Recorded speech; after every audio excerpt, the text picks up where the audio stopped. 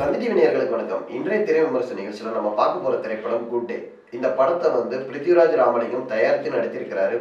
அரவிந்தன் இந்த படத்தை இயக்கியிருக்கிறாரு. இந்த படத்துல மைனா நந்தினி, காளி வெங்கட், போஸ் வெங்கட், வேலராமூர்த்தி, ஆடுகளம் முருகதாஸ் உள்ளிட்ட பலரும் இந்த படத்துல நடித்திருக்கிறாங்க. இந்த படத்தோட கதை என்னன்னு பார்ப்போம். வழக்கமான தமிழ் சினிமால வரும் ஹீரோ ஹீரோயின் டெம்ப்ளேட்டு, காதல் கதை, சண்டை காட்சிகள் இப்படி இந்த ஒரு டெம்ப்ளேட்குள்ள இல்லாம ஒரு குடிகாரனோட வாழ்க்கையை சொல்லிட்டு எதனால அவன் குடிக்கிறான், அந்த குடிக்கிறதுனால அவனுக்கு ஏற்படுற பிரச்சனைகள், அதுல இருந்து அவன் எப்படி மீள்றான், அதே போல் குடிக்காமல் இருந்தால் அதனால ஏற்படும் நன்மைகள், இப்படி இந்த படத்தை நகர்த்திருக்கிறாரு இயக்குனர். படத்தோட ஃபர்ஸ்ட் ஹாஃபும் சரி செகண்ட் ஹாஃபும் சரி விறுவிறுப்பாவே போகுதுன்னே சொல்லலாம். இந்த படத்துல கேரக்டரைசேஷன் தான் முக்கியத்துவமா இருக்கணும். ஏன்னா ஒரு சின்ன பட்ஜெட் படமா இருந்தாலுமே அந்த கதாபாத்திரங்கள் ஒவ்வொருத்தரும் வலு கொடுத்துருக்காங்கன்னு சொல்லலாம். குறிப்பாக அந்த நடிகர் பிருத்திவிராஜ் ராமலிங்கம் படம் ஃபுல்லாவே டிராவல் ஆறாரு. அவரை சுற்றி தான் அந்த கதைகள் நகருது.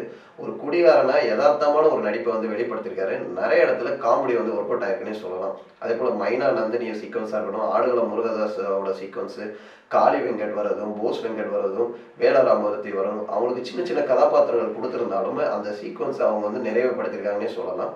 ஓவராலாக ஃபர்ஸ்ட் ஹாஃபும் சரி செகண்ட் ஹாஃப் சரி ஒரு விறுவிறுப்பாகவே கொண்டு போயிருக்காரு சொல்லலாம். செகண்ட் ஹாஃப்ல சின்ன சின்ன ஒரு லேக் இருந்தாலுமே ஒரு ஃபுல் ஃபினிஷ் கம்ப்ளீட் படமாக தான் இது இருக்கு. ஒரு சின்ன பட்ஜெட்டை நிறைவாகவே இயக்குனர் ப்ரெசென்ட் பண்ணியிருக்காரு.